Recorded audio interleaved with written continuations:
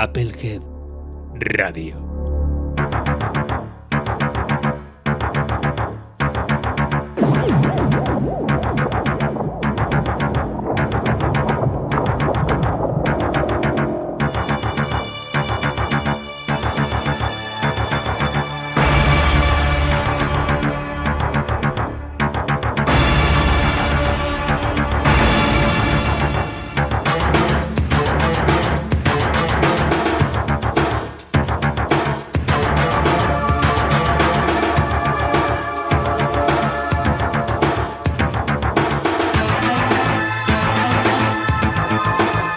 Saludos cordiales, camaradas, hermanos y amigos. Sean bienvenidos a Applehead Radio, el podcast de Applehead Inc. Creaciones, la editorial, ya lo saben, de esos libros que siempre has querido leer, pero nadie se ha atrevido a publicar. Soy el Reverendo Wilson y les invito a iniciar una nueva temporada en este espacio dedicado a la literatura, hoy con una intrínseca relación de las propias páginas, de la propia literatura con el cine de género, el cine de acción. Un cine de otro tiempo, de otra época que muchos de nosotros, tanto los que estamos a este lado de las ondas como los que están simplemente escuchándonos, añoramos mucho, añoramos esas maneras tan extremas, tan directas y tan honestas a la hora de conectar con esa maravillosa coyuntura que es el consumo popular. Dos entrevistas son las que hoy nos esperan y ambas relacionadas pues con dos publicaciones que nos van a llevar a esos tiempos mejores, a la época del videoclub, del VHS, los videoclubs como esos cubículos donde se podían alquilar, se podía acceder a una enorme cantidad de productos cinematográficos en ese andamiaje, en esas catedrales que para muchos de nosotros sirven o sirvieron en su día una auténtica escuela de cine y sobre todo una manera de acceder a ese otro cine, hacer esas labores de arqueología a través de los géneros, de los subgéneros y de, en fin, maneras de hacer cine que, como ya dije hace un momento, hoy se echan mucho de menos. Hoy estas dos entrevistas abarcarán dos novelas que de una manera o de otra unen la ficción con aquellos años hoy añorados donde especialmente el cine de acción mostraba sus maneras más intransigentes, más extremas, pero sobre todo más directas, ¿vale? Y bien, para presentar la primera publicación, Rapaces, la plegaria del pecador, tenemos aquí a su autor, a Jorge R. del Río. Bienvenido, Jorge, a Applehead Radio. ¿Qué tal estás? Muchas gracias, reverendo. Un honor enorme para mí estar aquí compartiendo las ondas con vos. Y bueno, todo muy bien aquí en Argentina, pasando tiempos interesantes, pero bien dentro de todo. No puedo quejarme tampoco. Sí, estamos en tiempos complicados para la vida real, para nuestra cotidianidad, ¿no? Pero como ya hablamos y fuera de micro, off the record, siempre nos quedará el cine de culto, el cine de género, algo intrínsecamente relacionado con las dos novelas que hoy van a estar aquí presentes. Por supuesto, la tuya hoy en primer lugar. Pero antes de nada quería un poco que, bueno, tú eres un escritor ya con un pasado de publicaciones y quería que, bueno, te presentases un poco sobre el origen de tu afición a la escritura, así como las ciertas influencias que hayas podido tener y desde luego un estilo que tienes marcado, que esto ya es una percepción personal, nos llevan a esas miradas, a esas perspectivas de la literatura pulp que, por supuesto, tanto tú como yo adoramos, ¿no? Bueno, muchas gracias. Sí, a ver, escribo desde la adolescencia o preadolescencia, o sea, siempre me gustó escribir, siempre me gustó leer. Yo calculo que para mí escribir fue una consecuencia directa de la lectura. leer desde, a ver, empecé con los cómics de superhéroes, historietas de aventuras, después las novelas de los clásicos, Salgari, Verne, London, eh, bueno, Robert Howard, Lovecraft. Y después, bueno, para mí, como ya dije, yo siempre me puse a escribir las historias que a mí me habría gustado leer. Y como me gusta, como bien dijiste, me gusta mucho el cine, me gustan mucho las películas, soy de la cultura del videoclub, soy un hijo de la era del videoclub. O sea, yo nací en los 70, me crié en los 80, o sea que para mí era ir a alquilar películas el viernes, el sábado, además de ir al cine. Y, y muchas veces cuando escribo, aparte de escribir las historias que me gustaría leer, a veces me descubro que estoy escribiendo las películas que me habría gustado ver. Ujú. Y de hecho, yo creo que esa es la vena que fui explotando después cuando me di cuenta que eso me funcionaba, que eso me resultaba y que eso era, digamos, ese era más o menos el estilo que me descubrí. ¿Sí? Yo no tengo una instrucción formal como escritor. De hecho, yo estudié Derecho, instructorado magisterio de inglés, nada que ver con la escritura. Ujú. O sea, lo mío es más autodidacta e influencias. Ujú.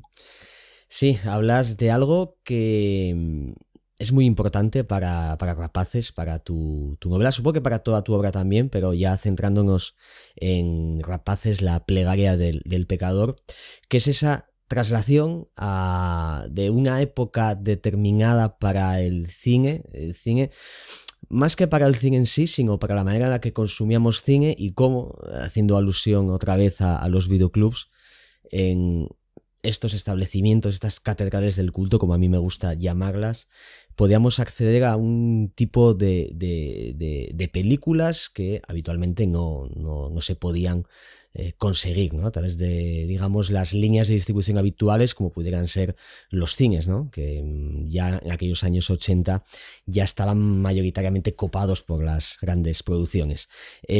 Rapaces, la plegaria del pecador es... y esto lo digo porque bueno, te lo he oído decir, la traslación de ese tipo de películas de acción, esa forma de ver el género de la acción tan determinada para la época, tan extrema en sus formas, tan a veces incorrecta en sus discursos, pero que ofrecían un tipo de productos que desde luego conectaban directamente con el espectador, ¿no? No había estas líneas que hay ahora un poco de intentar gustar a todo el mundo, ¿no? Sino que había cierta honestidad Exacto. creativa ahí que a día de hoy se añora, es así, ¿no? Aunque hubiese una época que cierta parte de la crítica o ciertas miras entre algunos aficionados han intentado dilapidar esa forma de hacer cine, hoy es añorada y en Rapaces tenemos esa traslación, ¿no? a las páginas de ello. Exacto, exacto. Como ya dije yo que lo que quise hacer, ahora quise hacer escribir la película, la historia de la película que me hubiera gustado ver, pero no de una superproducción. O sea, uno quería ver acción, iba al cine y en el cine tenías a Stallone, tenías a Schwarzenegger, pero después ibas al videoclub y aparte de tener las películas de acción de Stallone y Schwarzenegger, tenías a Chuck Norris, tenías a Dolph Lundgren, y si rebuscabas un poco más, también tenías a Red Brown, si rebuscabas un poco más, también tenías a Lorenzo Lamas, eh, o sea, y de hecho, Rapaces, la plegaria del pecador, está más cercano a las producciones de videoclub en espíritu, en la historia que cuenta, en, en los diálogos, en los personajes, está más inspirado quizás en ese tipo de cine. Y también en las explotaciones italianas del género de mercenarios, del género bélico. Porque, por ejemplo, por un lado, en los 60 o 70, creo que fue en los 70 que salió Los Patos Salvajes, pero después los italianos nos sacaron Comando Pato Salvaje y creo que muchas variantes más del Sí. género de mercenarios bueno, que justamente yo creo que Rapaces está más cerca de eso que de una superproducción. Fíjate, Jorge, que fuera de micro yo te hablaba de cierta influencia, ¿no? que pudiera haber en Rapaces, pues bueno, ya lo has dicho tú, ¿vale? Porque te iba a mencionar, porque claro, Ahora me explicarás un poco, nos explicarás a todos la historia de tu Sí, novela, un poco los tropos que has ido utilizando para desarrollar esta historia de mercenarios, pero precisamente yo te iba a mencionar sobre eso, ¿no? Sobre la supuesta influencia de ese Macaroni Combat que con el paso de los años sí, se ha tildado, ¿no? Que bueno, hay películas ya en los 70, por ejemplo, Inglourious Basterds de Castellari, ¿no? Que tanta fama de repente tuvo gracias a ese supuesto remake que iba a hacer Tarantino, que al final no fue remake, pero bueno, quedó también una película espléndida, o una de mis favoritas como es Cinco para el infierno de Gianfranco Parolin, y por ahí con Klaus Kinski y demás. Y por supuesto, tú sí, has dicho, buenísimo. los comandos mercenarios de Antonio Margheriti, que yo lo adoro, era un auténtico especialista ya en los... Él era un especialista en multitud de géneros, pero en los 80 se especializó en la acción selvática, ¿no? De estos mercenarios en la jungla, un trasfondo bélico Tal cual. donde él pues mostraba pues esa manera tan visceral, ¿no? Que tenía para ver la acción, que fue un lenguaje que se compartió en el videoclub con muchísimas películas de otras cinematografías. Ahí está también Filipinas, ¿no? Que al fin y al cabo todas estas películas que intentaban venderse como...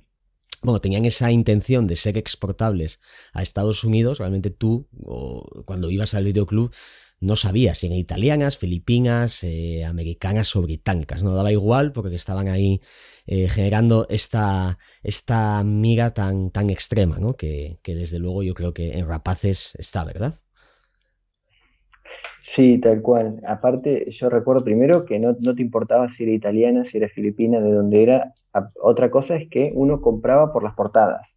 Sí. Te mostraban unas portadas con un helicóptero, un tipo todo masado de músculos con armas, metralladoras, explosiones, y uno compraba. Yo iba con 11 12 años y sí, quiero. A veces descubría joyas y a veces te dabas contra una pared. Eso, bueno, era medio una lotería, pero yo descubrí muchas joyitas así, comprando por portada, porque no sabía, no conocía en su momento. Yo a los 11 años no sabía muy bien quién era Klaus Kinski, quién era Louis Collins, el actor británico que participó en varios Macaroni Combat como Comando Leopardo. Yo no sabía quiénes eran, así que yo veía una portada que me gustaba, la llevaba y a veces descubría oro. Sí, desde luego. Es algo que además yo uno también a la literatura pulp. Aquí en España teníamos esos bolsilibros, supongo que ahí en Argentina. Sí, Yo no sé si ahí teníais una distribución propia o os llegaban quizá los que aquí editaba Bruguera. No sé llevaban. exactamente muy bien cómo estaba el tema en aquellos años, pero los bolsilibros, eh, bueno, iba a decir en el pasado, pero no en presente, porque muchos seguimos comprándolos en mercadillos, rastros, etcétera. Entonces, bueno, aparte de los nombres de los autores, ¿no? Joseph Berna, Luke Carrigan, toda esta gente, tú veías la portada y por supuesto lo cogías, y ya una vez que te metías en la lectura, pues ya te hacías ahí la radiografía física del personaje, ¿no? Muchas de esas portadas, por cierto, a veces... los ilustradores lo que hacían era coger a actores reales, ¿no? Ya para añadir aún más interés.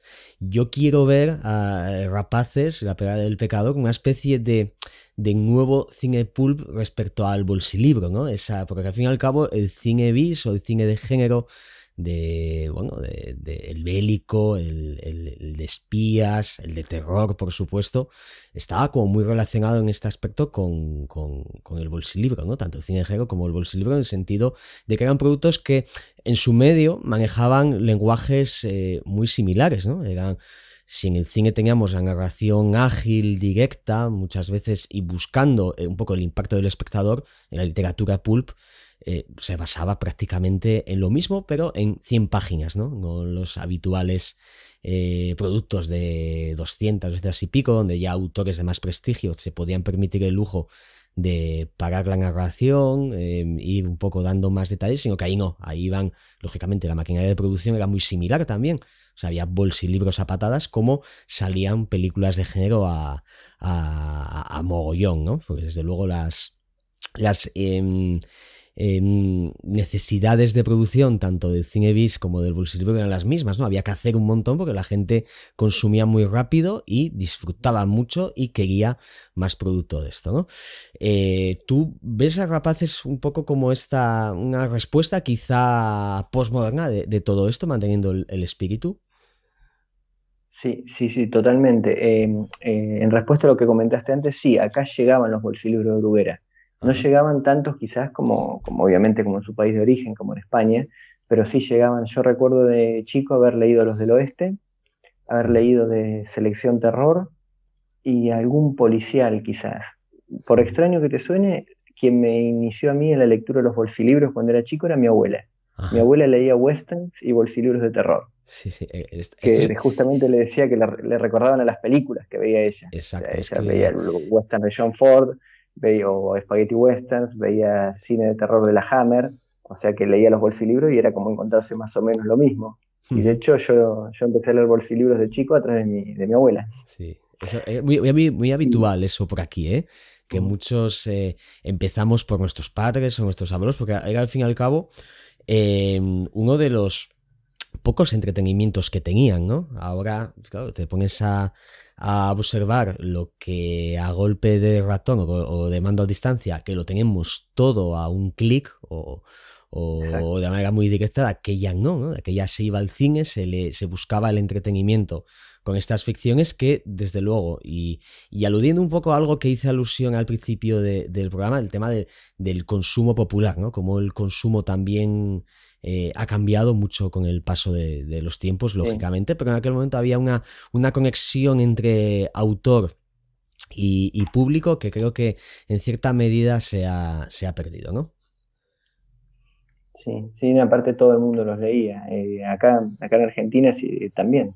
Ujú, Tanto los bolsilibros como vi unas historietas, en una editorial Columba que sacaba historietas de aventuras a precios muy baratos con autores locales y las leía todo el mundo también. Yo ujú, también aprendí a leer o sea, yo empecé a leer tanto con los bolsilibros como con ese tipo de historietas. Y en respuesta a lo que comentaste anteriormente, sí, eh, Rapaces, la plegaria del pecador, si bien tiene una extensión un poco más larga que el bolsilibro clásico, es una historia que tranquilamente se puede resumir en una película de 90 minutos. O sea, ajá. es como justamente como un VHS en prosa. Así lo promocionó Applehead y Ujú, creo que no podría haber sido más precisa. ujú. Sí, fíjate que, claro, hablando del pulp, que es algo muy extenso, me vino a la cabeza, por ejemplo, el cómic de hazañas bélicas, ¿no? O sea, que es algo que también se Claro. puede relacionar un poco con Rapaces. Pero, en fin, cuéntanos ya un poco de qué trata tu novela, ¿no? Como si ahora casi me estoy imaginando la típica pantalla partida a lo Brian De Palma, ¿no? Donde coges un VHS, lo abres, metes la cinta en el reproductor y al otro lado de la pantalla cogemos el paquete de Applehead, lo abrimos y aparece, por cierto, esa maravillosa portada que estoy visionando ahora mismo. Por supuesto, muy de VHS, muy Está de buenísima la portada. época, con incluso por aquí con Joaquín Prat recomendándolas. Esto, supongo que lo sabes, ¿no? Que aquí en España era muy habitual que cuando íbamos al videoclub teníamos a este gran hombre de la televisión que tenía ahí, pues, nos daba el beneplácito, ¿no? Que lo que íbamos a ver Sí, dentro era casi como una puerta de entrada al culto, ¿no? Y sabías que ibas sí. a ver algo especial y ya es un clásico ahora mismo de la cultura del videoclub, la mítica pegatina que tenemos también en Rapaces. Yo no lo sabía, me lo explicó Pedro cuando me envió el modelo de la portada, que yo ya me voló la cabeza con esa portada, y ahí me explicó qué era la pegatina, quién era Joaquín Prat, porque obviamente yo aquí en Argentina no lo conocía eso, pero sí. Y bueno, justamente sobre la novela, es una película de acción en prosa, creo que eso es la mejor definición. Si bien es digamos, el estilo, el género, es bien nos remite a la década de los 80, la historia en realidad está ambientada a principios de la década de los 90. Esto en realidad era por una necesidad argumental, porque, bueno, hay procesos geopolíticos que están teniendo lugar a principios de esa década, la operación Tormenta del Desierto en Irak, la supuesta guerra del narcotráfico de Estados Unidos con la DEA en toda Sudamérica, y bueno, yo necesitaba esa época, entonces, principios de los 90, 1991.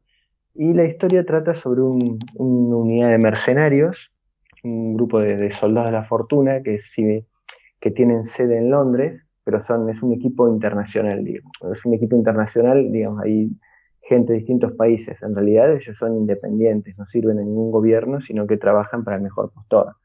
A ver, los contrata la CIA, hacen una misión para la CIA, los contrata algún millonario para rescatar a alguien, hacen la misión por el precio, ellos hacen el trabajo.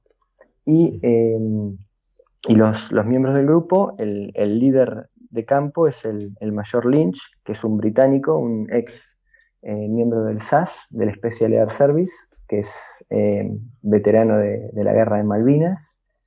Después hay dos estadounidenses, que son Roy Dillon y Sonny Rainmaker, que Roy Dillon es un afroamericano, un negro muy, muy corpulento, y Sonny Rainmaker es un nativo americano, un Lakota, o sea, un Sioux, digamos, que son ex Rangers del ejército americano y que combatieron juntos en Vietnam. Después me di el gusto de incluir un compatriota amigo, un argentino, que se llama Héctor Santos, que es el más joven del grupo. Él fue soldado en la guerra de Malvinas, y de hecho él y Lynch lucharon en bandos opuestos y se conocieron allí en la guerra de Malvinas. Ahora Santos trabaja para Lynch, y ahí tienen una relación muy, muy extraña porque fueron enemigos, pero ahora tienen que trabajar juntos. Es una relación un poco tensa que es interesante, es interesante. Si bien es una historia, no es una historia muy profunda, no tienen mucha profundidad psicológica, los personajes tienen tanta profundidad psicológica como los héroes de acción de las películas, pero sí quise jugar un poco con las relaciones entre los personajes. Y el quinto miembro del grupo es un soviético, un siberiano, Leonid Drakov, que es un francotirador, ex miembro del grupo Spetsnaz, de las Fuerzas Especiales Soviéticas, que desertó y aparte se convirtió al catolicismo. O sea que es el personaje que siempre que siempre sale con las citas bíblicas. Algo que me gustó, que lo he visto en más de una película y me gusta el impacto que genera por ahí. Es un personaje que quizás, que se dedica a matar, porque es un soldado, pero que al mismo tiempo tiene unas profundas convicciones religiosas. De vuelta, no hay mucha profundidad psicológica tampoco, o sea, son unas pinceladas para definir los rasgos de cada personaje, nada más, porque primero es una novela relativamente corta y el modelo es el modelo del cine de acción de los 90, de los 80, perdón, de los 80 y 90. Esto no es ni Full Metal Jacket, ni Platoon, ni Apocalipsis Now. Esto es otra cosa. Así que bueno, y la historia, bueno, trata, si bien la historia empieza con ellos ya en una situación al mejor estilo James Bond o Indiana Jones, que las películas empiezan cuando ellos ya están en medio de una operación. Terminado eso, digamos, cuando empezamos en lo que es la trama principal, ellos son contratados para rescatar a la heredera de un imperio económico británico que anda desaparecida por Sudamérica, en una zona de guerrillas, y ellos la tienen que encontrar y traerla y llevarla de vuelta. Bueno, pero en el medio, si bien ellos tienen la operación muy bien planeada, ahí las cosas se tuercen, no todo sale como se espera, y bueno, y al final se termina complicando. Sí, porque si no no habría historia si todo sale bien. Sí, como mandaban los cánones de la acción de la época, ¿no? Muchos mercenarios. Exacto. Con su propio código moral y ético, ¿no? El prototipo de antihéroes que veíamos tanto en estas películas. Claro, estabas hablando un poco de los personajes. Y yo que tengo aquí la portada justo a mi lado, pues me estaba haciendo un poco casi el dibujo físico de cada uno de ellos. Y me llama, por ejemplo, la atención que en la portada este afroamericano a mí me recuerda bastante a Fred Williamson. Supongo que no sé si lo tuviste en mente a la hora de hacer a ese personaje o ya extrapolándolo un poco a todos, si tú tenías en la cabeza, ¿no?, a esos rostros de culto que vimos en tantísimas de estas películas, si los tenías ahí para a la hora de construir un poco este valor testosterónico, ¿no?, que al fin y al cabo todos ellos tienen. Son una mezcla en realidad de caracteres y de personajes, porque el protagonista, el Mayor Lynch, es una mezcla, en mi mente es una mezcla, o a veces lo veo más parecido a Kurt Russell y a veces lo veo más parecido a Louis Collins, el de Los Profesionales, el que hacía de Body en Los Profesionales. Sí. El actor inglés que después hizo mucho cine bélico. Yo lo veo como una mezcla así. Después a Dillon, el afroamericano, es también mentalmente es una mezcla entre Fred Williamson, no me sale este que es el puto amo, este hombre, el Steve que sale en Demons. No. Sí, madre, se me acaba de ir el... Que es un gigante. Sí, no, vamos. Joder. Entre Fred Williamson, él y Carl Weathers. Aunque Steve James tranquilamente podría haber sido también, porque está ahí Sonny Rainmaker, para mí, al único que veo ahí es a Sonny Landham, de Predator, el que hace Billy en Predator, porque bueno, ya lo escribí pensando en ese personaje, es imposible que lo vea de otra manera. El personaje argentino, Héctor Santos, en realidad es una locura mía, porque hay aparte de ser soldado, es artista marcial, o sea, es el que todos saben pelear bien, pero digamos el que pelea más al estilo de artes marciales es el argentino, porque en los 90, entre los 80 y los 90, en Argentina hubo un campeón de artes marciales, todavía vive, pero bueno, llamado Héctor Echevarría, que hizo un par de películas de acción de muy bajo presupuesto, hizo un par en Argentina que son comedia involuntaria, y después hizo algunas en Estados Unidos, que son directo a vídeo, directo a DVD, que bueno, ya te digo, son productos de muy bajo presupuesto, entretenidos, y es como un pequeño homenaje que quise hacerle a ese artista marcial argentino, que bueno, quizás en otras circunstancias podría haber sido un héroe de acción más reconocido, ¿verdad? Sí, desde luego. Y el personaje ruso, el francotirador, en realidad es una combinación rara, porque yo a veces lo veo con la cara de un joven Klaus Kinski, si bien no era ruso Klaus Kinski, pero tenía rasgos eslavos. Sí, vamos. Sí, y por otro lado también me recuerda mucho, inconscientemente, después no es que lo pensé en el momento, me recuerda bastante al francotirador de la película del soldado Ryan, Saving Private Ryan, que era justamente un personaje muy, muy cristiano, con una fe muy profunda, a pesar de que no le temblaba la mano a matar para la hora de matar, y es como una combinación de esas dos, digamos. Sí. Son influencias que no son necesariamente conscientes, sino que uno a medida que va escribiendo le van surgiendo. No es que yo pensé, bueno, lo voy a hacer así, sino que a medida que uno lo va desarrollando los personajes, van quedando de esa manera, van saliendo de esa manera. Claro. Sí, bueno, el actor con el que íbamos a hacer esa fusión con Fred Williamson es Bobby Rhodes de Demons, que ahí tuvimos el olvido, el imperdonable olvido, y lo digo ahora porque es que si no, sé que a Pedro no le iba a parecer bien esto que nos pasó, entonces... Tal cual, sí, Bobby Rhodes, exactamente, sí.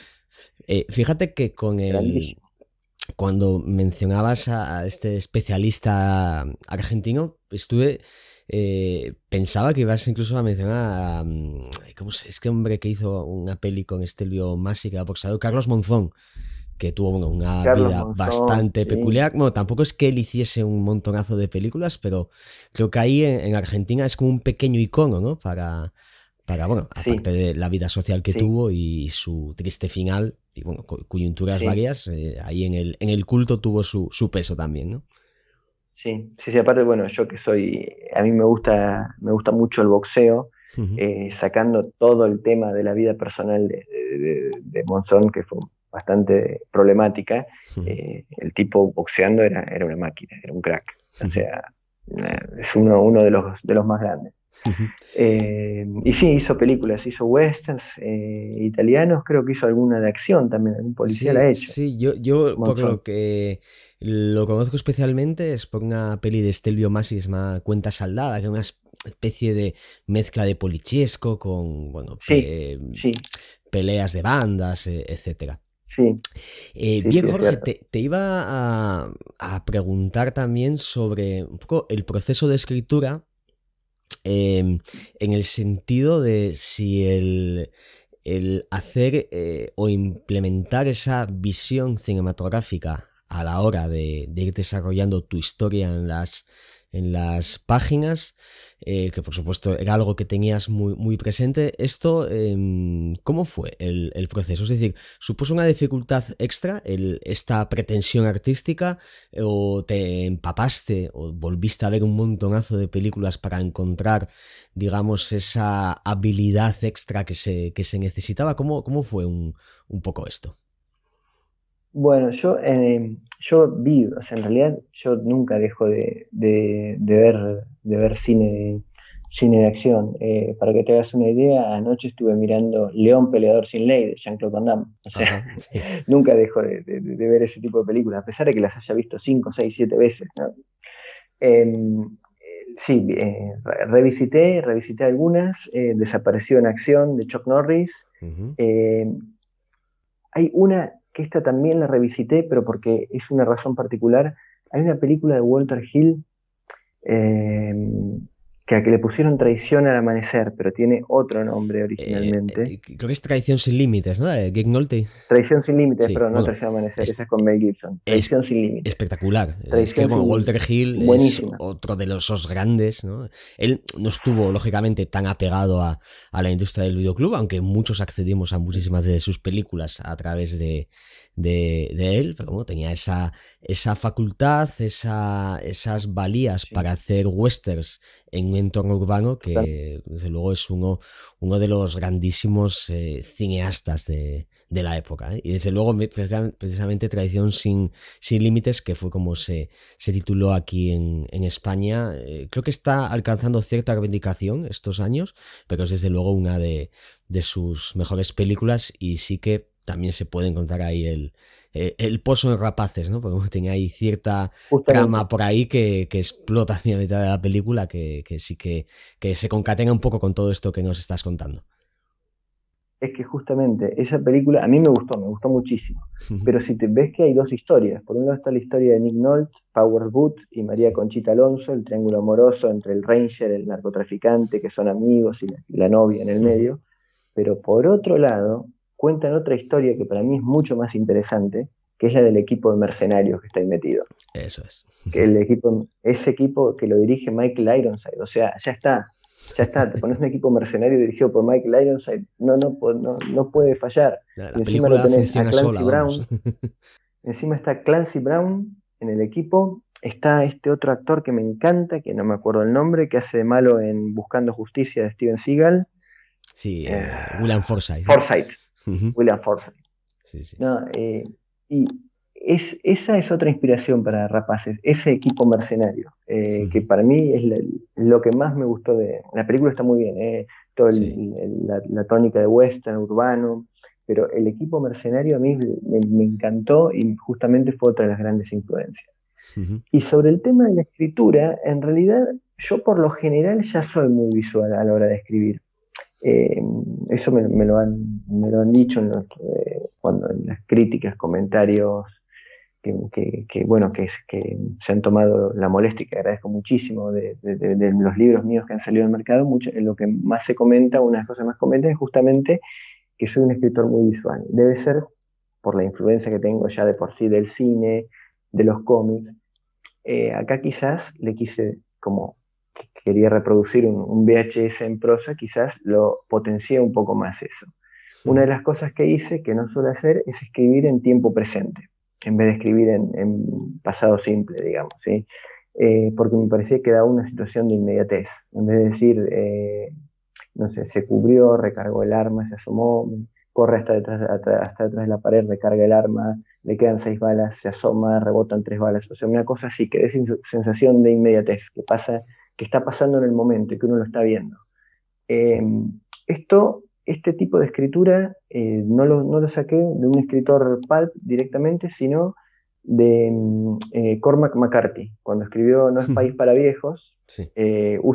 hace así, lo escribe en tiempo presente, con frases cortas, una detrás de la otra, y te da esa misma sensación de inmediatez, que está pasando todo ya, y que está pasando todo muy rápido. Fue más o menos lo que quise reproducir en la obra. Y después sí, las secuencias de acción, que ya hay varias, porque bueno, dada la temática de la novela, traté justamente de visualizarla como en una película. ¿Qué es lo que se estaría viendo acá? ¿Qué pasaría acá? ¿Cómo se vería? ¿Cómo lo vería el espectador esto? Y bueno, eso fue lo que traté de trasladar al lenguaje de la prosa, digamos, ¿sí? Y bueno, así quedó. Sí, en Rapaces tenemos también un prólogo escrito por el escritor y guionista Axel A. Giaroli. Sí, ¿Cómo sí, llega él a Rapaces? No sé si os unía antes una relación o, en sí. fin, ¿cómo llegó este prólogo al libro?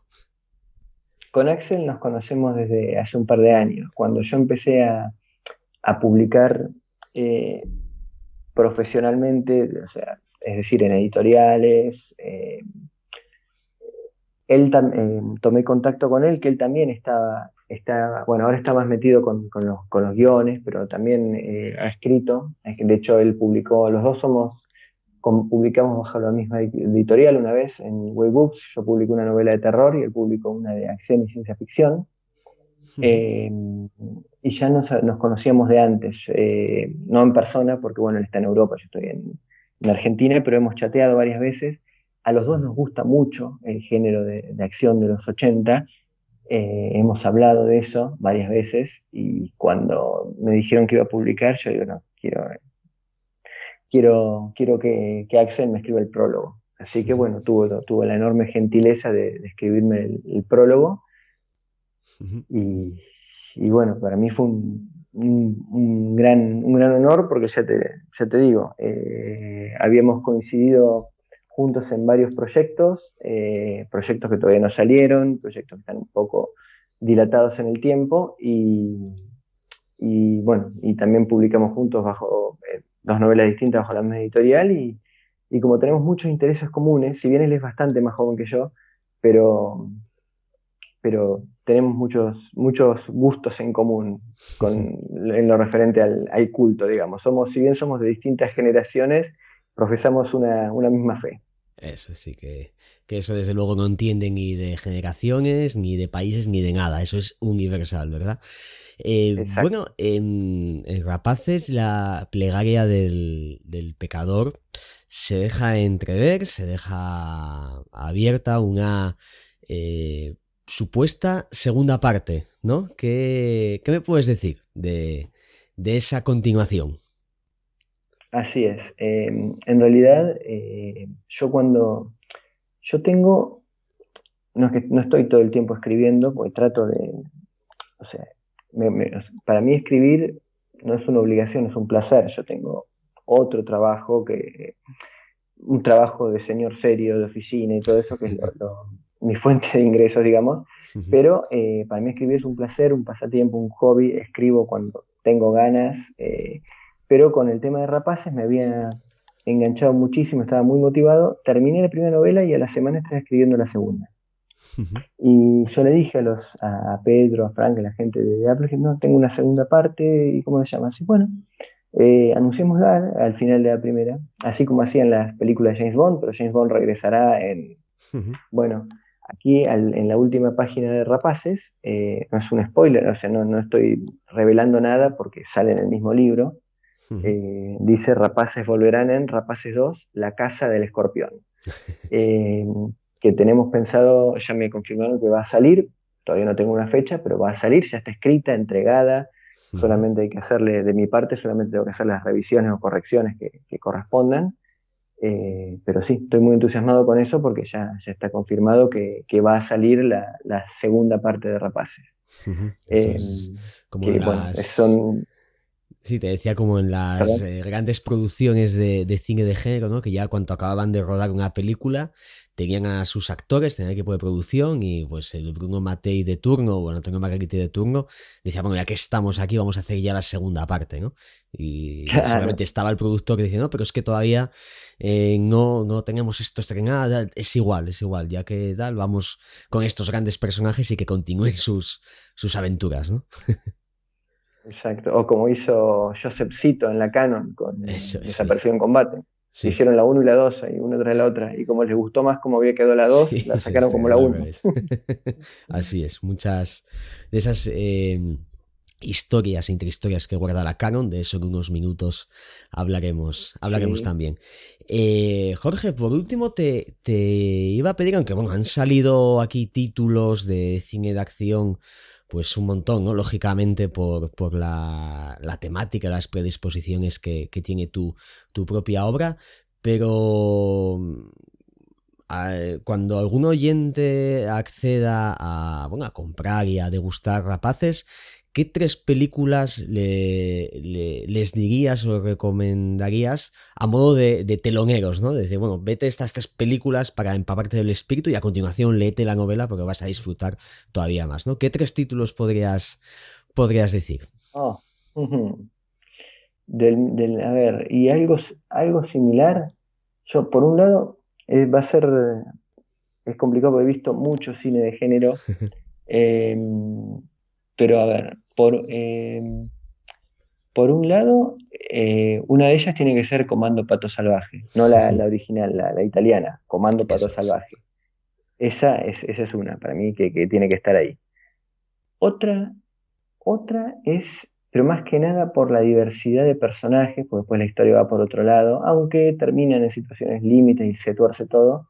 Una más mainstream, que es el Predator original de John McTiernan, Ujú. que ahí tenemos un equipo de fuerzas especiales que van a hacer una misión y se tuerce todo, y hay personajes que tienen ciertas similitudes con los de Rapaces. Y otra película de acción, y ahora vamos a algo más, ya hablamos un poco más, nos fuimos a los 70, a los 80, y ahora nos vamos un poco a la actualidad, porque el cine actual, saliéndonos un poco del mainstream, tiene propuestas de acción, y esta a mí me encanta, eh, que son los Expendables, los Mercenarios, Ajá. la segunda parte, Expendables 2, que es mi favorita de las tres que hasta ahora han salido. Esa Ujú. es otra que por ahí recomendaría ver. Sí, sí, sí, bueno, Expendables que precisamente lo que buscaba Stallone y su gente con esta trilogía de películas es recuperar otra vez a ese espíritu, recuperar a esos héroes de acción. Y estoy de acuerdo contigo, ¿eh? Yo creo que la segunda es la mejor porque creo que es donde más queda representado ese espíritu, ¿eh? En la primera Sí. había muy buenas intenciones, pero creo que sobre todo a nivel de dirección, Sly no dio con el kit perfecto, ¿no? Y eso que él había hecho antes John Rambo, la cuarta entrega, que precisamente en sus Es maneras brutal. puramente cinematográficas sí que recordaban un montón a tal. Y bueno, si me permites, yo casi que voy a añadir una más, ya que dijiste un poco de alguna propuesta actual, es que para mí, aunque me encantan las tres Expendables y especialmente lo que significan, tenemos ahí un proyecto que se hizo, yo creo que de manera paralela, que estoy seguro que has visto y has disfrutado y te ha encantado, como es Sí, Showdown in Manila de Marta Cascos, que yo creo que era sí, como la el... vi, ahí por la ahí vi. aparecen los que muchos esperábamos que apareciesen en alguna de las entregas de Expendables, ¿verdad?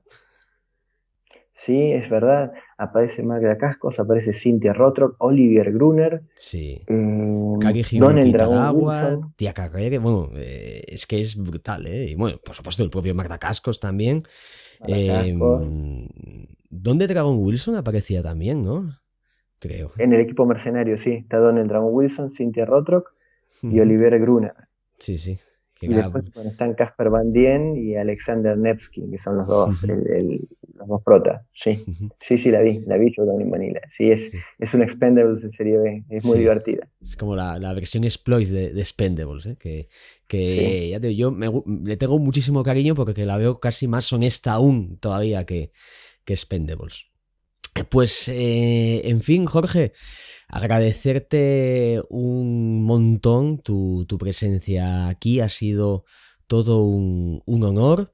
Invitar, por supuesto, a todos los oyentes a que se sumerjan por estos rapaces la plegaria del pecador.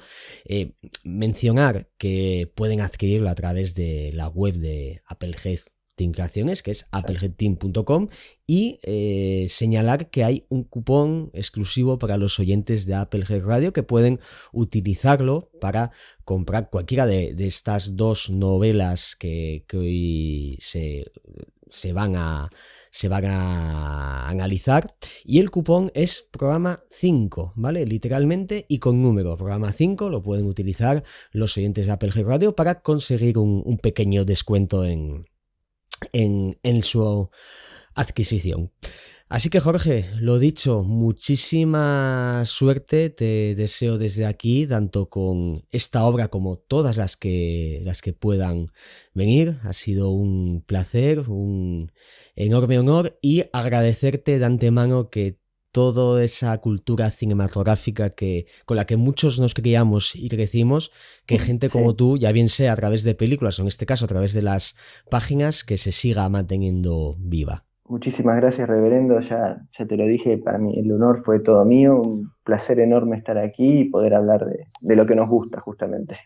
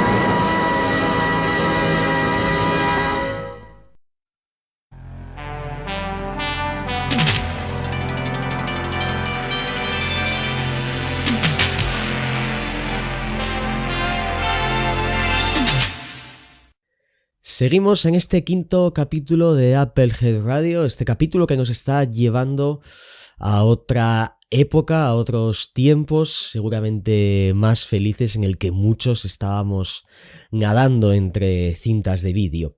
Y ahora pasamos de mercenarios perdidos en la jungla, con mucha testosterona y mucha acción, a algo que podríamos decir que en espíritu comparte época, pero cambiamos un poco de género. Seguimos en la novela, pero casi en la novela histórica, si se me permite la boutade, con Cannon Booth, cómo casi conquistar Hollywood. Otra manera de ver, entender, asimilar y disfrutar esa historia que acompañó a ese cúmulo de vivencias que rodearon a dos hombres, Menachem Golan, Yoram Globus, una parte importante de la historia del cine. Creo que eso es indudable, pero seguramente que en Cannon Booth sabremos mucho más de ello.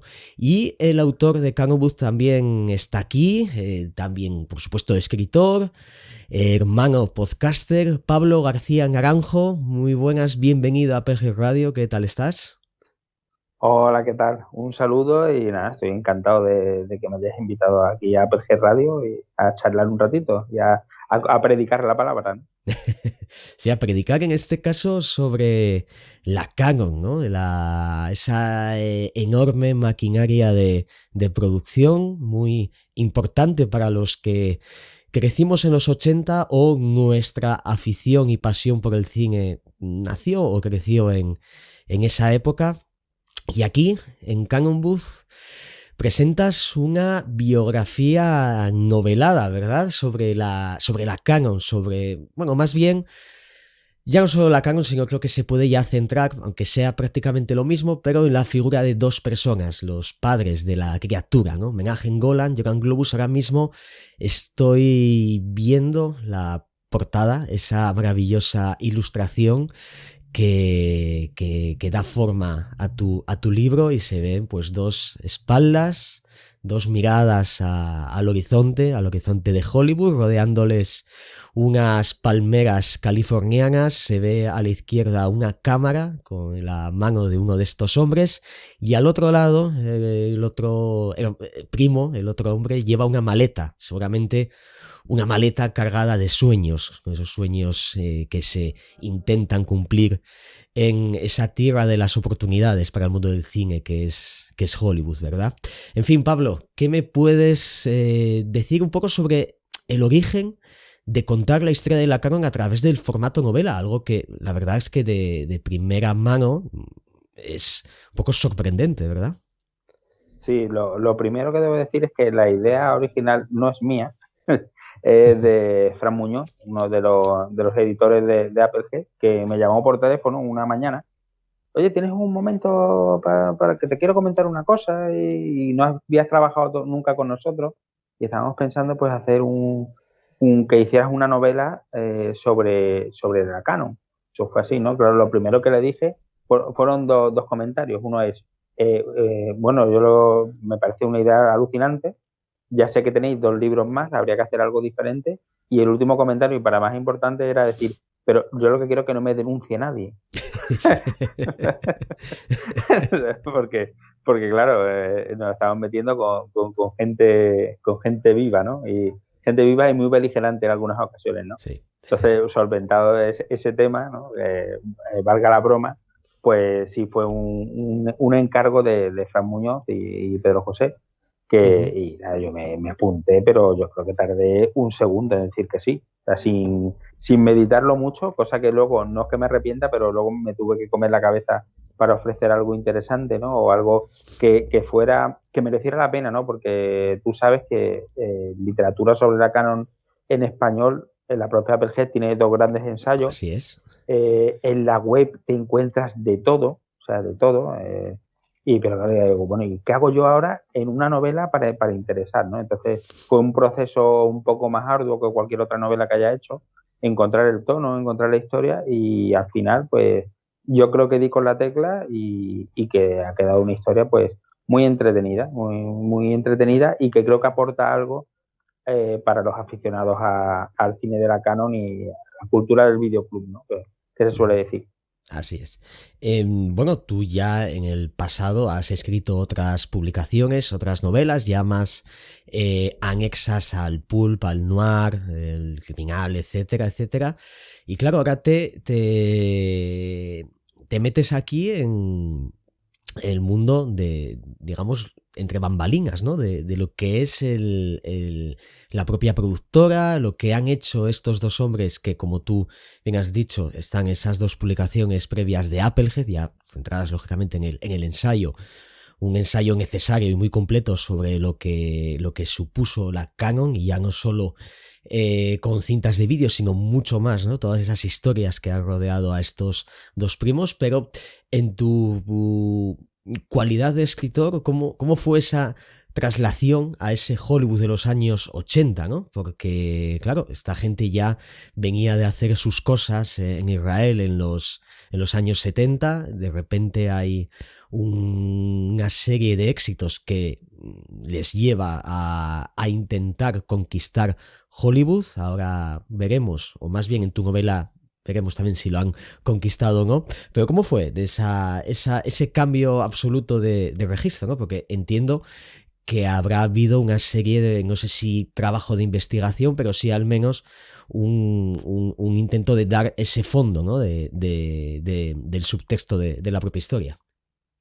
Sí, yo creo que hasta el día de hoy ha sido mi novela más complicada de encontrar el tono, porque como bien dices, es una historia muy conocida, pero claro, yo quería dar la perspectiva humana de Menachem y de Joram, de cómo consiguieron o qué pasos dieron, meterme en su psicología, en intentar ver y retratar esos personajes como seres humanos, no como personajes que como puedes ver en cualquier documental o a través de sus obras, no decir, bueno, es que este tío, ¿no? Uno era por la pasta, el que ponía la pasta, el otro el que ponía el corazón, estaban medio locos, ¿no? Y claro, pero eso trasladarlo durante 300 páginas y que tú te llegues a encariñar con esos personajes y que empatices con ellos, pues es lo más difícil a la hora de escribirlo, ¿no? Entonces, yo recuerdo claramente cuando encontré el tono fue a los meses de estar investigando.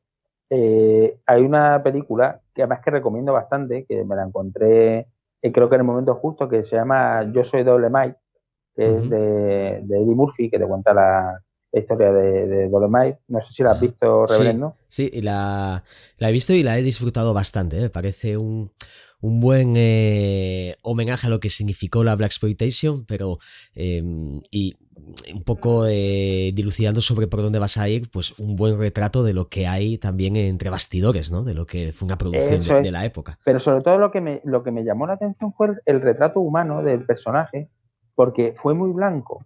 O sea, muy blanco dentro del Blaxploitation, ¿vale? Aquí valga la broma tonta, ¿no? Pero claro, fue muy blanco y a mí me llegó a emocionar, porque no necesitaba la sordidez, ir a lo fácil, ¿no? Lo fácil que se puede haber entrado en la historia de la canon es repetir las anécdotas más sórdidas, o el tema lo más sucio de Hollywood que se encontraron esta gente. Pero claro, eso entra en contraposición con la historia que quieres contar en realidad, porque si no te quedas en la anécdota.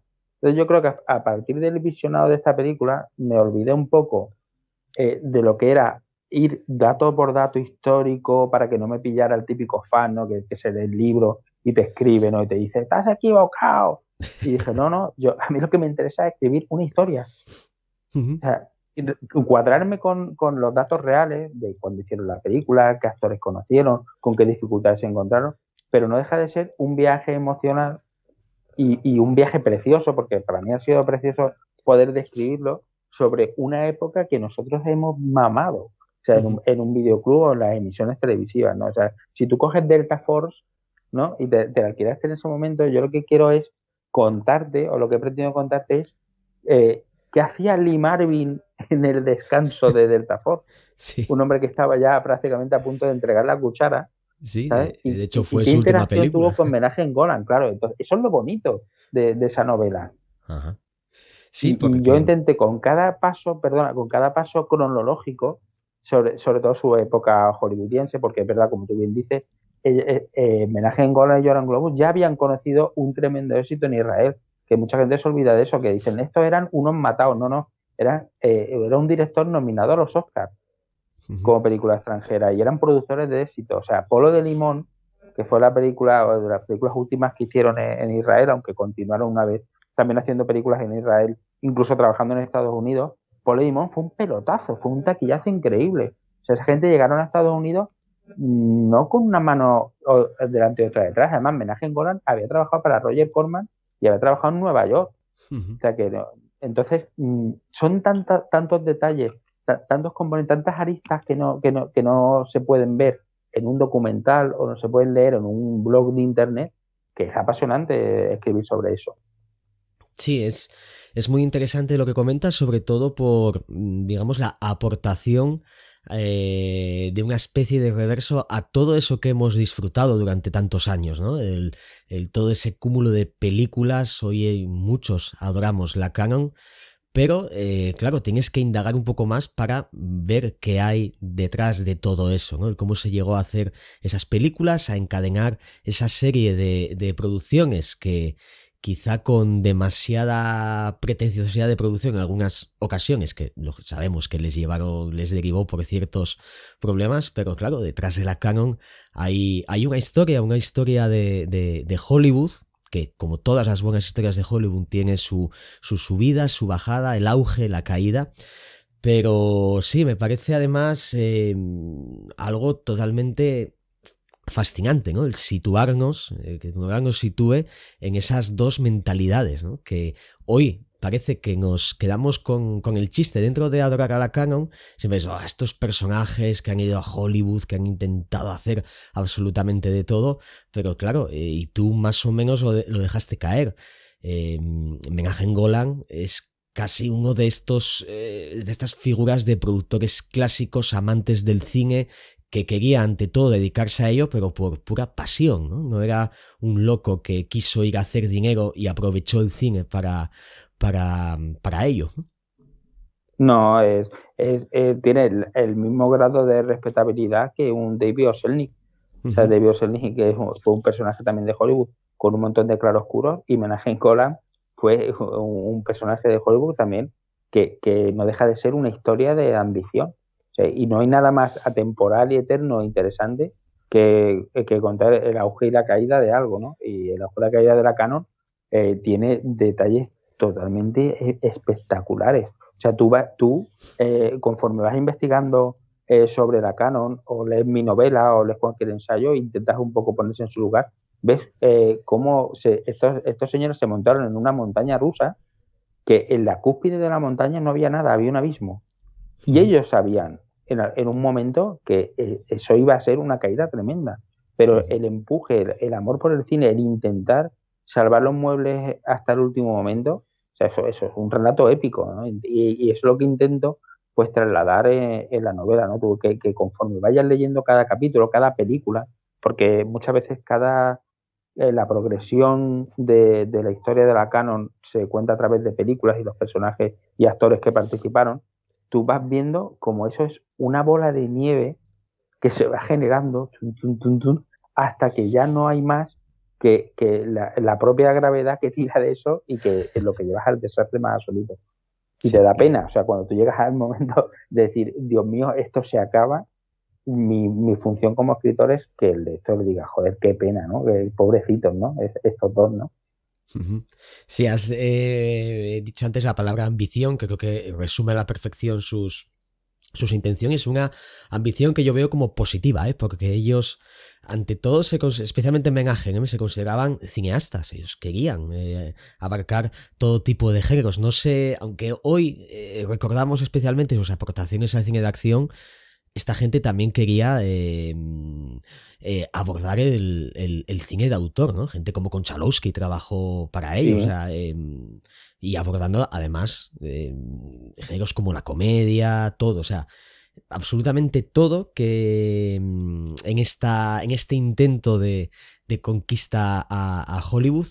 Y bueno, un poco sobre el proceso de escritura, imagino que has estado revisionando todos estos clásicos que siempre han quedado enlazados, ¿no?, con lo que significa canon hoy en día. No sé si también has tenido que hacer algún tipo de documentación biográfica extensa para ir más allá todavía de lo que ya conocemos acerca de estos dos primos. Sí, al final, obviamente, tienes que ver sobre todo las películas que vas a tocar en la novela, pero claro, tú no lo sabes porque siempre hay datos interesantes en todas. Por lo tanto, llega un momento que a lo mejor hay más capítulos de los que se incluyen en el libro, más historias, pero a la hora de coger un ritmo, ordenar bien la narración, pues algunas veces tienes que sacrificar ciertas cosas. Entonces tuve que investigar su parte biográfica, porque aunque va de su trabajo, o sea, no de su vida, Menachem y Golan tenían familia y tenían hijos y hacían su vida dentro de la normalidad de alguien que trabaja en este tipo de mundillo, pero luego sobre todo al final te vas metiendo en un hoyo cada vez más profundo, porque no terminas investigando sobre ellos, sino y terminas investigando, por ejemplo, sobre Brooke Shields y la relación con su madre, que también eso era un pantano increíble, o sobre Klaus Kinski, que hacía en los 70. Entonces llega un momento que empiezas a tirar ramas, te enamoras de cada bifurcación que encuentras en el camino, y luego tienes que volver a decir, bueno, espérate, ¿qué es lo que estoy contando, no? Y sí, fueron meses de navegar en un montón de, como dice mi compañero Duncan del vídeo comunitario, de datos de interés, ¿no? O sea, datos de interés que te enamoran. Y sí, ahí sí que procuro no convertir esto en un ensayo, que ya existen dos, o en una cosa farragosa.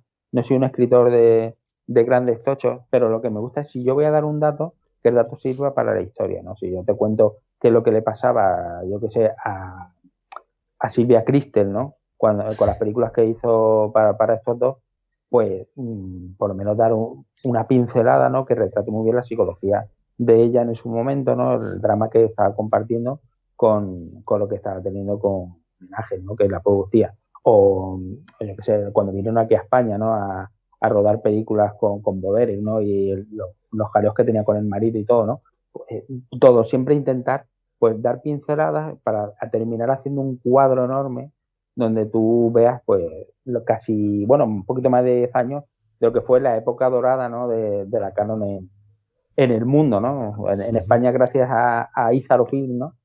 Que lo conocimos en toda su extensión, ¿no? Pero esto es un fenómeno mundial, la Canon. O sea, yo creo que en realidad se reivindica menos de lo que se debería, ¿eh? A lo mejor estoy pecando de flipado, ¿no?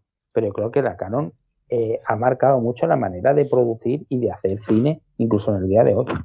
Sí, el tema es que como muchas veces enlazamos a la Canon, especialmente con el cine de acción que es uno de los grandes damnificados a veces de ciertas miradas acerca de, digamos, del análisis o la crítica cinematográfica cuando es un género totalmente respetable, ¿no? Aunque hay algunos otros que piensen que no. Pero, en fin, tú que ya eras, antes de ponerte con esta novela, un apasionado fan de la Canon y también conocedor de la historia que hay detrás, ¿qué crees que te ha aportado, ¿no? Como fan de este tipo de cine, como fan de la Canon, el abordar esta publicación? Bueno, aparte de la disciplina de trabajar sobre personajes reales, que eso te da mucho respeto, porque una cosa es que tú novelices, nunca mejor dicho, sobre la vida de alguien, pero te paras a pensar y dices, joder, es que esta gente tiene sentimientos, digo por los actores, ¿no? O sea, si tú vas a hablar de Michael Dudikoff, ¿no? Dices, es que este tipo está por aquí, ¿no? Y si hablas de Don Langren, ¿no? Que también hablo de él, digo, es que este tío vive aquí y vive cerca de donde yo vivo, ¿no? Que por lo menos es la misma comunidad, ¿no? Que en un momento dado te puede venir y matarte, ¿no? Pero, pero es el respeto, ¿no? Es un poco la documentación, el tratar bien a los personajes, no dejarte ir por la fantasía, ¿no? Que es una cosa, yo estoy acostumbrado a escribir novelas de acción criminal, ¿no? O de género pulp, ¿no? Y meter de pronto, oye, pisar un poco el freno, ¿no? Y decir, ¿qué pasa aquí, ¿no? Que esta gente tiene sentimientos y lo que vas a contar es algo real. Y eso me ha ayudado mucho pues, a escribir con mejor sistema, ¿no? O con mejor disciplina. Uh-huh. Y, en fin, ¿por qué crees que la historia de estos dos primos es tan particular en el sentido de, bueno, hay multitud de anécdotas que seguramente estén ahí metidas en el libro que les ha acompañado toda la vida? Hay una imagen que, claro, cuando te imaginas en la cabeza a Golan y Globus, al menos en mi caso, siempre están esos chándals, ¿no? Circulando por el Festival de Cannes. O sea, hay ciertas excentricidades que les ha acompañado toda su vida, muchas anécdotas durante la producción de sus obras. ¿Por qué crees que tienen esta característica tan propia la producción de esta gente? Ya me refiero en las relaciones puramente personales, entre miembros del equipo artístico, técnico, etcétera. Sí, porque yo creo que supieron, sobre todo ahí también, porque Joran Globus era la parte administrativa, ¿no? Y económica. Pero Benagen creo que supo pronto que no iba a poder convertirse en una referencia en Hollywood a nivel industria, ¿no? O sea, nunca podría luchar contra la Fox o luchar contra Universal, ¿no? Que eran entes sin cara, ¿no? Y él, de una manera muy inteligente, llegado un momento, dijo, bueno, pues yo quiero ser un icono pop. Entonces, ellos dijeron, si yo qué sé, Fox no tiene cara, pero Canon sí que va a tener cara y vamos a ser nosotros, ¿no? Que sale más barato que contratar a otro icono. Yo creo que supieron verlo eso de una manera muy, muy clara, ¿no? El punto de inflexión, y así lo traslado en la novela, creo que fue el fracaso de Apple, ¿no? Que creo que era para él, pues, sobre todo para Menahem, que la dirigió, pues era como su espaldarazo en Hollywood. Y fue un fracaso. Entonces ahí dijo, mira, yo tengo que cambiar el sistema, me tengo que poner un chándal, tengo que hacer todo lo que sea necesario, y si tengo que engañar, engaño, o omitir gran parte de la verdad, lo hago. Si tengo que ir a Cannes, perdón, y montar ahí un show, lo monto, y funcionó.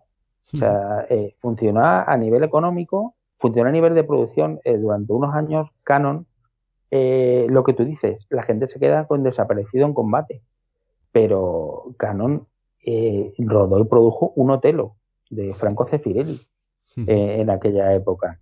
Estuvo nominado a los Oscars por El tren del infierno. O sea, hicieron de todo. O sea, hicieron producciones, hubo años que hicieron más de 60 producciones. O sea, eso no lo hizo ninguna mayor en aquella época. O sea, la industria los miraba y decía, pero estos señores, ¿qué están haciendo? O sea, ¿qué hacen comprando cines en Inglaterra? ¿Qué están haciendo con producciones en Argentina, en Italia, en Bulgaria? Fueron lo que no ha hecho nunca nadie en Hollywood, y no lo han vuelto a hacer. O sea, no ha habido intentonas de esa manera de asaltar el Olimpo de Hollywood de esa manera. Entonces, claro, lo hicieron de una manera muy espectacular.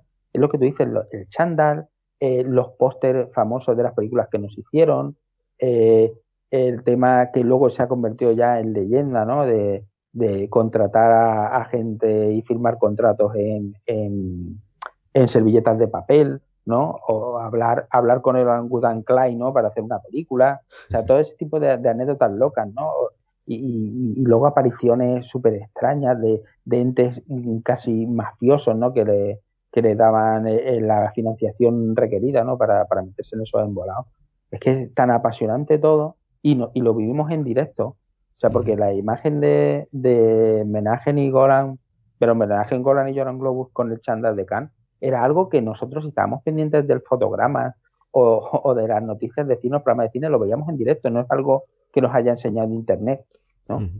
Aunque es verdad que hay mucha gente que está descubriendo que las películas que amaban tanto eran de la misma productora. O sea, yo me he encontrado lectores que me han dicho, oye, que el Guerrero Americano era de la Canon, ¿sabes? Y digo, sí. Y dice, joder, es que casi todas las películas que me molan eran de esta productora. Digo, bueno, normal, Sí. normal que lo fuera.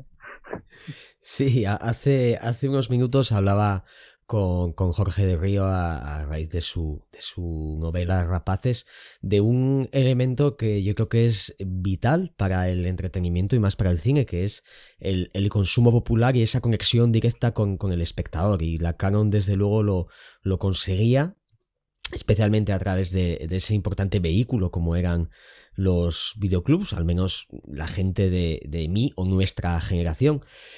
Y respecto a lo que decías un poco de los mecanismos de producción, yo siempre asocié un poco la Canon como que intentaron conquistar Hollywood, pero aprovechándose de las herramientas que se utilizaban más propiamente en la serie B, en la escasez de medios o de presupuesto, ¿no? Ya hablabas hace un momento de esas firmas en servilletas.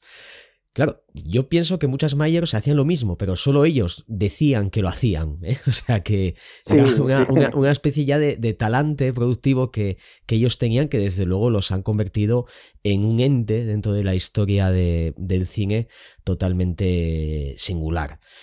Pero, en fin, te quería preguntarte también, dentro de todo este anecdotario, todas estas pequeñas partes de la historia de la Canon, que tú ya conocías previamente como fan de la Canon que eres, ¿hay alguna en especial por la que sientas especial cariño o que hayas tenido especial interés en retratar en la novela? Sí, a mí hubo una parte ya conforme iba avanzando la historia y la escritura, de la novela era el momento en que empieza a desmoronarse el castillo de naipes, ¿no? Que creo que firmaron gran parte de las películas que más me gustan a mí. O sea, llegó un momento que se juntaron ese Máster del Universo, ¿no? Ese Superman 4 y Cyborg, ¿no? Donde tú veías que ya no funcionaba, la maquinaria no funcionaba igual, todo se estaba desvaneciendo, no había dinero, y esa ambición de la que hablaba antes, pues ya no servía para nada cuando no tienes sustento económico. Y esa parte, que es un poco amarga, sí que me gustó mucho, porque yo amo mucho esa época de la canon y esas películas en general. O sea, me gustan muchísimo. Y ahondar en esto y en ver lo que fueron y lo que podrían haber sido si hubiera seguido la gallina de los huevos de oro funcionando, ¿no? O esa estafa piramidal, ¿no? Si se puede hablar así, que era el tipo de producción de la canon. Pues esa parte, esa ocaso de la canon, pues me gustó mucho escribirla, aunque sí que es verdad que reconozco que tuve cierta pena, ¿no? Por lo que podía haber sido. Uh-huh. Respecto un poco al target del público que pueda acceder a Canon Booth, no sé si tu intención o tu predisposición a la hora de darle tono o trasfondo a la novela es indicada únicamente a fans de la canon o más bien direccionada hacia todo tipo de públicos que quieran pues descubrir esta maravillosa historia dentro del cine. No sé si has tenido esto en mente o tienes una especie de tipo de audiencia o de lector, en este caso, que pudiera acceder a él. Bueno, está claro que una novela sobre la canon tiene un nicho ya, que es el aficionado de base, ¿no? La rama hardcore de que consume este tipo de productos. Pero claro, no te puedes quedar en eso. La Applehead, o como cualquier editorial, pues la pretensión que tiene es llegar a cuanta más gente mejor. Entonces yo me lo planteé así. O sea, yo, sinceramente, yo escribí para que mi mujer pudiera coger ese libro sin conocer la canon y entretenerse con él. O sea, y conocer los datos que tenía que conocer, saber de quién se estaba hablando y contar una historia, pues, una historia humana de ambición y de planes que empiezan muy bien y que terminan fracasando, ¿no? Y era mi intención, hacer algo que pudiera leer todo el mundo, pero claro, el conocedor, ¿no? El que ya está metido en faena, pues sí que le ve más riqueza a la historia, ¿no? Dice, joder, esta anécdota me la estás contando de forma diferente, porque sí que yo he procurado no trasladar las anécdotas típicas, o sea, la anécdota conocida por todo el mundo, esa no la vas a encontrar en mi novela. Pero sí que el entorno y el contexto sí, y la anécdota que nace de ahí, sí que quiero que el de nicho, ¿no? Ese fan con su camiseta negra, ¿no? Diga, joder, que esto sí, yo sé de qué me estás hablando, ¿no? Pero que mi mujer, que no es de ese rollo, pues también le haga gracia lo que está leyendo. Tú imagínate ahora, una pregunta igual un poco complicada, ¿eh? Tú imagínate que ahora mismo estás paseando por la calle y te encuentras a Yoram Globus. Lamentablemente Menahem Golan ya no está entre nosotros, pero Yoram todavía sí. Creo que sigue vivo, vamos. Pero tú imagínate que te lo encuentras por la calle. ¿Tú le darías un ejemplar de Canon para que se lo leyese? Yo sí. Y hasta yo espero que me alabe la audacia. Es decir, oye, mira, esta no era. Y si me protesta, digo, mira, perdona, Yoram, tú no eres el más indicado para criticarme esto, que vosotros la hicisteis más grande, ¿no? O sea, yo siempre, y además está claro, es una obra de ficción donde no se tira por el barro a nadie. O sea, no. Yo estaría, para mí sería un honor que alguno de los implicados, de los protagonistas de la novela, la leyera, porque yo sé que no he hecho nada que a lo mejor incluso, a ver, yo creo que incluso lo he retratado mejor de lo que pasó en algunos episodios. O sea, seguro que la sordidez fue mucho más grande, ¿no? Sobre todo con el tema económico, el tema de tratos con muchos actores y directores que eran de trato muy difícil, ¿no? O sea, y estoy hablando de mitos, ¿no? Sylvia Kristel, que era nombrado, la madre de Bruce Willis, Toby Hooper, ojo también en algún momento trabajar con él, ¿no? Sí. Eso vas investigando, te vas dando cuenta y dices, mira, o lo edulcoro un poco sin dejar de vista la credibilidad, o aquí, no veas tú, aquí sí que me denuncian, ¿no? O no sé. o ese, tú imagínate, reverendo, ese Jean-Claude Van Damme hiperendiosado, ¿no? Manejando la edición total de Cyborg, ¿no? De decirle a Menahem y a Joran, mira, déjame la edición, que Albert Pyun no tiene ni puñetera idea de nada, ¿no? Y esto lo levanto yo, ¿no? Pues cosas así, ¿no? Sí, esas discusiones, esos tratos al fin y al cabo empresariales, que era lo que era, ¿no? Dentro de la industria del cine, que quizá el imaginario popular a través de los años los ha demonizado un poco a los primos, pero fíjate, has dicho el nombre de Tobe Hooper, que por supuesto yo Tobe Hooper lo adoro y lo adoraré toda la vida, pero sí que es cierto que te pones a investigar un poco y Tobe Hooper tenía ciertos problemas con ciertas sustancias en aquellos momentos que convertían sus rodajes en algo problemático, ¿no? Y siempre se ha dicho eso, ¿no? Que vale, la caída de Tobe Hooper vino primero por la puñalada trapera que le hizo Spielberg con Poltergeist y luego ya el golpe de gracia se lo dieron Menahem Golan y Joran Globus en esa etapa que trabajó para ellos, pero claro, hay que... Bueno, pero él fue vamos, el privilegio más grande creo que tuvo Canon Films. O sea, Tobe Hooper tuvo carta blanca durante 3 películas para meterse en el proyecto que le diera la gana, prácticamente. O sea, 25 millones de dólares para Life Force, que Life Force ahora es como de culto a tope, ¿no? Viva Matilda May, sus pechos y lo que tú quieras, ¿no? Pero en ese momento fue un batacazo, pero pero encadenado con un montón de cosas más. Y ahora me hace Invasores de Marte, ¿no? Y luego La Matanza de Texas 2, perdón, primero La Matanza de Texas 2 y luego y seguían dándole todo el crédito posible para que ese hombre hiciera lo que le diera la gana. Luego se cabreaban cuando veían el resultado, vale. pero la pasta le llegaba a Tobe Hooper, ¿no? Sí. Entonces dices tú, bueno, ¿esto qué es? Y luego vas a Superman 4, que era lo que te iba a salvar la productora, y le escatimas dinero. No tenía sentido nada. O sea, esta gente funcionó, de verdad. Menahem Golan y Joran Globus eran unos hachas haciendo películas con poco dinero. O sea, rescatando, por ejemplo, a Charles Bronson y hacer una segunda parte de Death Wish 6 años después, cuando eso estaba ya más que superado, y convertir The Widows en un éxito. Eso o hacer una película sobre iba a decir la lambada, no, sobre el breakdance, ¿no? La lambada llegó al final, ¿no? Pero sobre el breakdance y petarlo. Sí, y bueno, ¿y qué podemos decir de los ninjas? O sea, la visión empresarial que tienen ellos, siempre se les ha dicho que eran unos fracasados, no sé qué, no. Esta gente daban el pelotazo como pueden darlo ahora los tipos que sacaron Stranger Things o cualquier moda que ahora de pronto haga todo el mundo, hostia, qué guapo, ¿no? ¿Sabes? Pues ellos estuvieron ahí y dieron en la diana varias veces. ¿Qué pasa? Que cuantas más veces dabas en la diana, más dinero querías invertir en el siguiente éxito, y ahí vino lo que vino, ¿no? Que fue la debacle total cuando ya tuvieron que vender y partir la productora y se pelearon entre ellos y nada. Sí. Ya nada, la muerte y la destrucción. Sí, de hecho, lo siguiente que te quería plantear era preguntarte eso, ¿no? Supongo que tu novela hacia el final tiene un pozo triste, un pozo de una historia que quedó a medias, y ya desde tu opinión personal, ¿qué crees? ¿Por qué crees que estos sueños no acabaron de cumplirse? ¿Que les pudo la ambición? ¿Fueron esas relaciones familiares dañadas entre ellos? ¿Fue una bola que al final explotó? Que esto ya no desde la perspectiva histórica, sino de tu opinión como, por supuesto, entusiasta de la Canon y como investigador profundo que te has convertido gracias a Cannon Book, ¿no? De toda su historia. Pues yo creo que lo que les pasó fue lo que les pasa a muchos matrimonios cuando se rompen, que se rompen por el tema económico.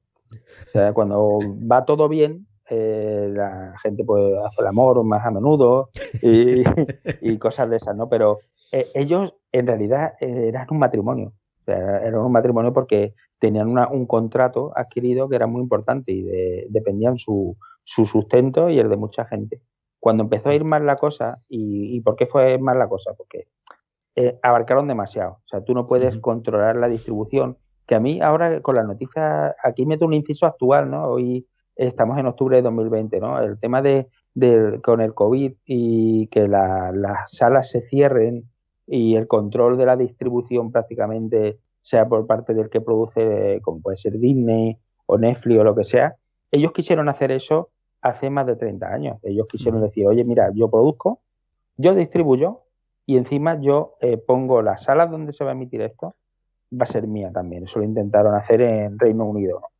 Pues claro, eso fue un imperio tan grande, controlar todo eso, de unos tipos que no solamente Menachem Golan quería controlar eso, sino que no delegaba en Joran Globus, que era el productor en sitio escrito, sino que él quería dirigir, mientras controlaba todo esto, decía, pues ahora voy a dirigir Yo el Halcón con Sylvester Stallone, porque lo único que he fichado es Sylvester Stallone por un dineral y lo tengo que dirigir yo. Y ahora voy a hacer Delta Force, no sé qué. Entonces, claro, eso era imposible de controlar. Cuando algo es imposible de controlar, pues viene ese fracaso, ese dinero que no consigue, ese cans que ya la gente no te compra, no cree en ti porque pierdes credibilidad, se fue diluyendo y con eso la relación entre Joran y Menachem. Y ya, claro, una vez que ya personalmente se deteriora la relación, ya no hay empresa. O sea, ya era vender los bártulos y separarse pues, de una forma pues, un tanto dramática también. Sí, y bueno, que luego derivarían que cada uno de ellos fue por un lado, ahí sí que podemos meter el tema de la lambada, que tiene bastante que ver con ello, pero yo fíjate, estoy observando la portada otra vez y claro, ver ese letrero de Hollywood con Cannon Booth, pues me da que pensar ciertas cosas, ¿no? Una de ellas es, no sé si te has planteado, o si no te doy la idea, de una segunda parte espiritual a Cannon Booth donde puedes cambiar la historia, como hace Tarantino en alguna de sus películas, ¿no? Y podemos tener pues a la Canon dominándolo absolutamente todo y que hasta el punto de cambiar el letrero y poner Cannon Booth, ¿no? En Los Ángeles. No sé si se te ha pasado por la cabeza porque podría salir una bonita historia de ahí también, ¿eh? Quizá ahora viviríamos en un mundo mejor, quién sabe. Sí, estaría guapísimo porque, claro, tú imagínate un modelo productivo que se ha mantenido durante 30 años más con Joran Globus, el otro, bueno, Menachem, pues a lo mejor falleció en las mismas fechas que falleció en la realidad, pero controlando el negocio. O sea, tú imagínate ese Quentin Tarantino o ese Eli Roth, ¿no? ahí metidos también ahí en la productora y una plataforma que en vez de Netflix pues sea Canon, ¿no? Sí. Y metiéndonos en movidas gordas pues durante 30 años, ¿no? O sea, Delta Force 19, una cosa increíble. Sí, podría ser una ucronía bastante interesante porque quieras que no, la gente, si Jorge que hablaste con él y muchos como yo, ¿no? Que seguimos consumiendo este producto, también se demanda y ahora que los videoclubs están cerrados pero hay muchas plataformas que siguen manteniendo en catálogo estos tipos de películas, se siguen consumiendo incluso en generaciones más jóvenes. Hay mucha gente joven que busca lo que ofrecía la Canon. Esa emoción, esa evasión, esa no me gusta la expresión, pero lo voy a tener que decir, ¿no? Eso es lo políticamente incorrecto, ¿no? De encontrarte pues ciertas actitudes que ya en un producto que te ofrezca Disney Plus o Netflix no vas a encontrar jamás, ¿no? Ese villano de la fuerza de la venganza, ¿no? No sé si recuerdas la película, ¿no? Bueno, es que La fuerza de la venganza, en lo que a la historia de Estados Unidos se refiere, fue una película premonitoria, totalmente, ¿eh? Totalmente. Premonitoria en la historia de Estados Unidos y la de España quizá, ¿no? También, pero, sí, quizás. Sí, también. Pero claro, y tú eso lo ves ahora a alguien, un chavalito, ¿no? Una chavalita de 13, 14 años y dices, estoy viendo para ellos una cosa arqueológica, pero con unos mensajes que son tan transgresores que para ellos son claramente punkis. O sea, el tema de cómo se trata, por desgracia, ¿no? El tema de la islamofobia, ¿no? O la lucha entre el islam y lo que hay ahora con noticias. Tú ponle Delta Force a uno joven ahora, ¿no? Y flipa, o sea, flipa totalmente. O coge a alguien que esté acostumbrado a ver Marvel Los Vengadores y le pongan Máster del Universo. O sea, eso lo he hecho yo con mis hijas como cobayas y le encantó Máster del Universo.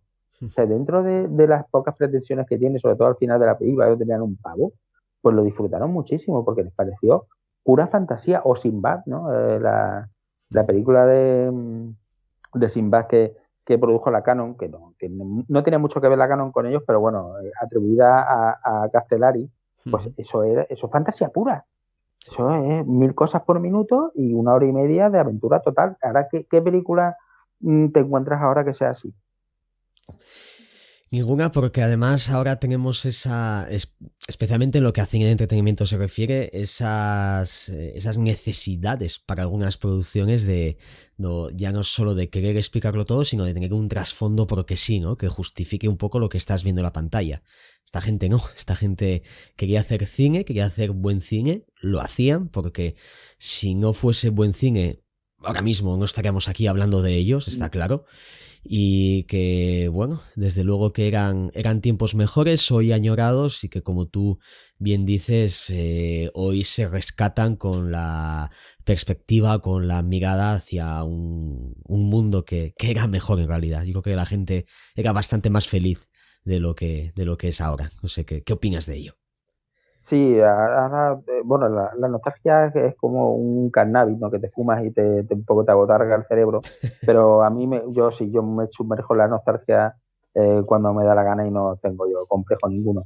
Pero claro, yo siempre pienso, digo, la gente viendo el documental este de Rebobinando, que te comentaba antes de empezar a grabar, Sí. yo quiero pensar que dentro de 30 años haya un documental que no se llame Rebobinando, se llamará otra cosa, que sea sobre la liturgia de las familias viendo películas de Netflix, ¿sabes? Porque habrá otra cosa y la gente diga, no, no, lo bueno era lo de Netflix, que te ponías tú a ver en tu catálogo, ¿no? Porque todo cambia, ¿no? Todo cuando el cine sonoro, sonoro pasó y se afianzó, ¿no? Cuando le llegó la televisión, ¿no? Siempre cuando hay un cambio gordo, pues siempre te quedas con lo que hay anterior, ¿no? Pues yo quiero pensar también que ese cambio, esa nostalgia, pues se va a seguir siempre reproduciendo con el paso del tiempo. Y Sí. no creo, bueno, que siempre todo el tiempo pasado fue mejor, eso es así, ¿no? Sobre todo si has tenido una buena infancia, y creo que ha sido como nosotros, ¿no? O sea, yo mi infancia y mi adolescencia de videoclub total y lo disfruté muchísimo. Pero yo quiero pensar que cuando yo tenga 70 años, pues, y mis hijas vean documentales sobre Netflix, no sé qué habrá, qué tipo de hologramas habrá o qué historias habrá, pero dirá, mira, lo bueno, lo puro era Netflix, ¿no? No. Fíjate que yo respecto a eso, es un debate que ya en algunos podcasts he mantenido, ¿no? Sobre el tema de la nostalgia, lo que pueda pasar dentro de unos años con esta manera de consumir cine. Yo creo que esto es una opinión quizá un poco drástica y a lo mejor hasta atrevida. Yo creo que esa nostalgia no va a suceder por una simple razón. Yo pienso que la industria del entretenimiento ahora mismo lo que intenta es domesticar a las audiencias. Netflix, y que tampoco sirva como un ataque demasiado gratuito, pero ya te dice qué tienes que ver, cómo lo tienes que ver, pero olvídate de esto dentro de una semana porque te voy a meter otra cosa que ya te voy a estandarizar que eso va a ser lo que tienes que ver, ¿no? Sin embargo, en el videoclub el que escogía era el público. Era el público el que igual erotizado por la portada, porque le gustaba ese tipo de producciones, consumía casi sin saber lo que iba a haber dentro de... Tú veías esa ilustración, esto hablé con Jorge también, veías esa ilustración, llegabas a casa, ponías tu cinta de vídeo, pero lo que había dentro, quién sabe, ¿no? Quién sabe qué tipo de película, quién sabe la nacionalidad, pero claro, yo creo que esto hoy en día ya se ha perdido, y ya no solo por pasar de lo físico a lo digital, que al fin y al cabo el pasar a lo digital es habituarte un poco al avance, ¿no? Que desde luego la tecnología está viendo, pero creo que en la recepción de la propia audiencia, y ahí vuelvo otra vez al consumo popular, creo que eso hay una diferencia bastante drástica, pero quizá me equivoque y dentro de unos años estén nuestros hijos o nuestros nietos diciendo que Netflix era lo puto mejor y ahora asociando el VHS como hacemos ahora a los Lumière, ¿no? ¿Quién sabe? No, pero aparte yo voy más allá. O sea, esas películas, por ejemplo, ahora que te sacan Netflix como churos, ¿no? Que tienen todos el mismo enfoque, ¿no? El mismo dron con el plano cenital al principio y todo, que de pronto sean obras de culto dentro de 30 años, ¿no? O sea, y tú lo veas, o sea, tú ves a tus nietos, ¿no? Esto es de culto porque esto era una cosa súper guapa de tal director, ¿no? No quiero ni nombrar ni película que haya actual ni nada, ¿no? O serie, ¿no? Pero, y que te quedes tú flipado, decir, pero ¿esto qué es, no? Y aparte yo apelo mucho como diría alguien en una red de prensa, un político, ¿no? A la responsabilidad personal. O sea, una cosa es que haya que te intenten colar lo mismo, ¿no? O que con redes sociales, que esto no tiene nada que ver ni con la plataforma, siempre te hablen de los mismos productos, pero tú tienes, por ejemplo, catálogos o plataformas que son oro puro. Si tú quieres un poco pararte a encontrar auténticas joyas. O sea, nunca en la vida vamos a encontrar el acceso tan rápido a tantas joyas del cine.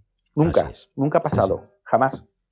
Por eso entonces, aprovechate de eso, coño. Claro, no me es pongas, que el problema no es la tecnología ni el cómo se consume, ¿no? Que también se ataca mucho esto, ¿no? Y yo sí que estoy a favor de ello. Yo creo que el cine hay que verlo en el cine, ¿no? Porque si un director de fotografía igual se pasa en un rodaje 2 horas confeccionando un plano, es para verlo en una pantalla enorme, en una imagen proyectada, ¿no? Bueno, eso se puede también de una manera o de otra utilizar en casa, ¿no? Con proyectores y demás, pero no es tan no hay que demonizar tanto el cómo verlo, que además en estos tiempos, ¿no? Donde nos recomiendan que nos quedemos en casa y demás, pero sí que creo que la manera en la que está funcionando la industria, las redes sociales, ya no solo por ellos, como tú dices, sino yo creo que más bien por ese fomento de opiniones globales, ya te están indicando qué es lo bueno, qué es lo malo, qué es lo que va a tener éxito y qué es lo que no. Pero lo dicho, que son otros tiempos peores, yo creo, a los de Canon, a los de Canon Booth, que, en fin. La época de Canon creo que no va a volver, no, tal como... Es que no va a volver. Es imposible porque el propio formato ya ha cambiado la mentalidad, ha cambiado incluso la forma de salir a la calle. Sí. Y bueno, lo bueno que tiene todo esto es que tiempo después alguien se toma la molestia de escribir una novela sobre esto, alguien se toma la molestia de comprarla y leerla y disfrutarla, y yo creo que eso sigue teniendo valor. Eso existe porque en realidad todo esto es leyenda, cultura popular y son iconos pop. O sea, no va más allá, está por encima de cualquier tipo de subjetividad, ¿no? O sea, tú no puedes juzgar, decir, es que a mí esto no me gusta la Canon, la desprecio, no era cine. Da igual, tú te morirás y la gente seguirá recordando el guerrero americano. Lo siento, esto es así, ¿no? Así es. Así que nada, yo creo que ya sin más dilación recordar a los oyentes que pueden adquirir Canon como casi conquistar Hollywood en la web de Applehead, es decir, www.appleheadteam.com, y que si utilizan el cupón programa 5, todo seguido y el 5 con número, pueden acceder a un descuento especial para los oyentes de Applehead Radio. Así que, Pablo, muchísimas gracias por pasarte por aquí, muchísimas gracias por retratar de esta manera la historia de la Canon, y como siempre me gusta decir, muchísima suerte con esta obra y por supuesto con todas las que estén por llegar. Muchísimas gracias, reverendo, por seguir, como he dicho al principio, predicando la palabra del culto. Y nada, cuando vosotros queráis, yo estoy aquí disponible para echar un ratito de charla. Muy bien. Y nada más, queridos oyentes, hasta aquí este programa número 5 de Applehead Radio, el podcast de la editorial Applehead Team Creaciones. Así que nada más, saludos enormes, abrazos entusiastas y hasta el próximo capítulo.